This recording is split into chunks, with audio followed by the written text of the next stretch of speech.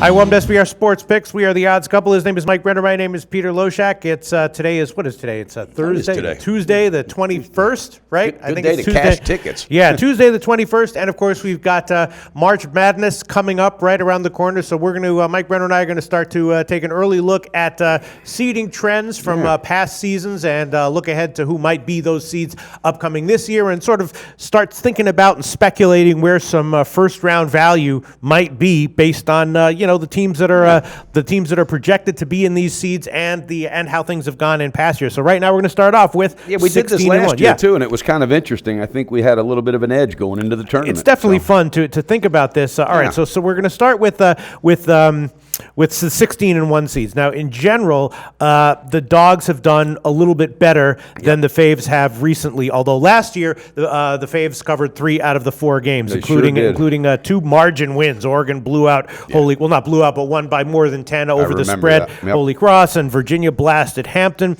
So the favorites and these lines tend to be 22, 23, 24. That's what you would expect from the average 16-1 matchup. Yep. Once in a while there'll be one in the 30s, but usually they're in the low 20s. Yeah. So that's what we've got. In general, I'm looking at the dogs, but last year the faves did cover, and the faves can always. So we're looking at some of the teams that are likely to be. Right now, I'm seeing Villanova, Kansas, UNC, and Gonzaga projected as the number 1 seeds. Yep.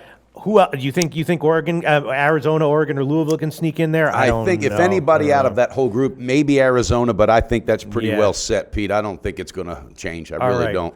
So let's start with Gonzaga, right? Yep. Obviously, unreal ATS. Man. They've only been they're only 1-3 ATS as a favorite of 25 or more this year, but between 15 and 25, 9-1 ATS. Just in general, they're killing it ATS wise. 1-3 ATS though, as a favorite of 25 or more, it's possible they could be like a 27, 28 point favorite easily, whoever they're matched up against. Could be, and that's a really good stat, Pete, because numbers don't lie. So they got to pay attention to that, because I think their last game out they didn't cover that one. That's either. Right. That was one of the. They were a 30-something point. It was favorite 30. It was against 31. Pacific. It went all the way up 31. I think they won by 21 or something. Yeah. So now how this can happen. Like Gonzaga could be a number 1 seed, and one of these really pig hungry teams. Absolutely. One of these really pig teams from a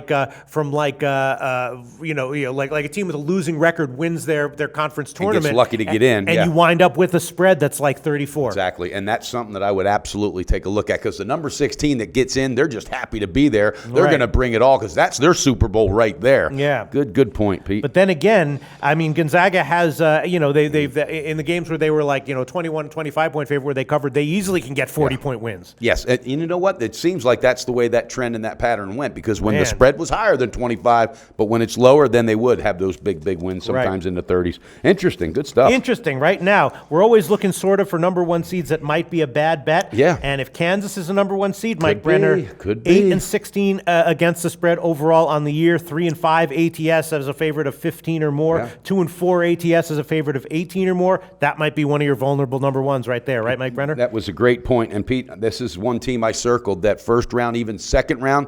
I'm going the other way, because they have not stepped up, especially this year, in those prime positions. Now, can it happen with Bill Self coaching? Absolutely. But I don't think so. I think that's going to remain. That's a really good spot there to take a look at Faden. Last year, Kansas was a number 1 seed against Austin Peay, and they were a 24.5 point favorite, and they at the close, and they did cover, but it was close. Yeah. It was close. Yep. I think when it gets to the second half of those type of games, coaches like Bill Self, they're not worried about big margin wins at that point. He's worrying about taking some of the starters out, making sure they don't get hurt, make sure they're rested for the next round. Yeah. That's where those backdoor covers slip right in. Exactly. So it depends on who they wind up playing and where exactly the line is. But I would be thinking about Kansas maybe fading them, even though they did cover last year as a number 1 seed. Absolutely. What I would definitely do, and I did it last year, I will take the opposite side of Kansas in that first round, and I will add that on a 3-team teaser, putting 6 on top of that. Okay. Yeah.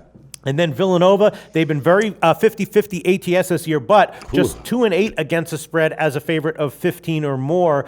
They did cover their highest spread, though. They were a 34.5 point favorite against Lafayette. They blasted them by 40. Yeah, and they're starting to turn it up a little bit, Pete. They covered 2 of my tickets the other night on the half, on the game. Yeah. They're really starting to explode, but I don't think that I don't see them being over a 25-point favorite. I mean, it depends on who they're matched up against. Exactly. If they're matched up against one of those absolute pig teams, they will be. Yeah. But and do you think with them being defending champions, will that matter in the lines as far as how they're going to, I think it's got to, right? Okay, I think that Villanova might be.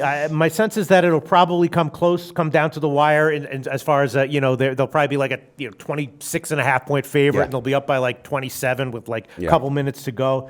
Yep. That's going to be tough. But Villanova, they're 1-3 against the spread as a favorite of 20 or more. Yep. So and let's not forget the number 16. If they face them, they're going to know for sure they're going up against the defending champ. So that even makes it more their Super Bowl for the year. They want this team more than anybody. So that's something to look out for. But what I will do, because of the way Nova's playing right now, if they continue this momentum early, I will probably be looking for first halves on these big spreads through rounds 1 and 2. Right. And then UNC might be another number 1 seed. They were also a number 1 seed last year, and they were the number 1 seed last year that lost ATS. They were a 22.5-point favorite. The only one in that. Yep, they were 22.5-point favorite. A closer on the closer over because of course these lines do move between the opener and the closer, but over Florida Gulf Coast, and it was a little bit close, but not that close. Lost ATS. Exactly, and again, that was a Florida Gulf Coast team that was still playing off emotion and momentum from the couple years past. But you're absolutely right, Pete. That was the only one that didn't cover. Yeah, I mean UNC so ATS this year, strong on their home court, but 2-7 ATS on the road. Starting to pick it up, though. They're starting to play some ball. They could be dangerous. They are, I'm not exactly sure. And so teams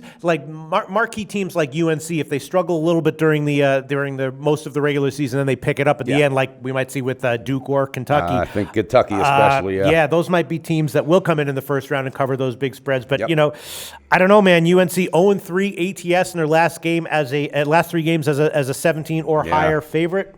So I don't know, Mike Brenner. I might be one to look at the fade as well, but we're just thinking out loud here. Of course we are. I like thinking out loud because everybody hears it. It's beautiful. Even Dennis, hell, he might start betting. He always threatens us, but I like thinking out loud with I'm talking to you, buddy. handicapping thoughts. All right, but. So that's what we're looking at. We're probably looking at 4 spreads that'll be between 20 and 25. In general, I'm leaning towards the dogs, but last year 3 of the favorites cashed. But let's not forget, years before that, it was the dogs that were cashing, right? Not always, but more often than not. I think this year there might be. I think it could go 2-2, something like that. Yeah, so I mean, in 2015 it was 2-2. In 2014, 3 of the dogs cashed. So I don't want to think, Pistol. I'm dying to pull that trigger. I can't wait for March Madness to tip off. Do you have any closing thoughts on the 16-1 seeds before we wrap this up? Not really. I think it's pretty much set. I don't, as far as number ones, I don't think that's going to change. But keep your eye open for that number 16 team that says this is our time. This isn't we have to take advantage of this opportunity. Yeah. And I think somebody might come in dangerous this year. And if I had to pick one, if I had to sit here right now and predict one team, I'm going to make you. You have to. That will make a number 1 seed, but will lose ATS, it would be Kansas. Yeah. Really? Okay. I have to agree with that. That or North Carolina. Yep. All right. We'll see. Now let's move on to the 2-15 matchups. Yeah, let's move right on to that 2-15. Research before you bet. Be sure to check out SBR Picks for the best game predictions, breakdowns, and much, much more.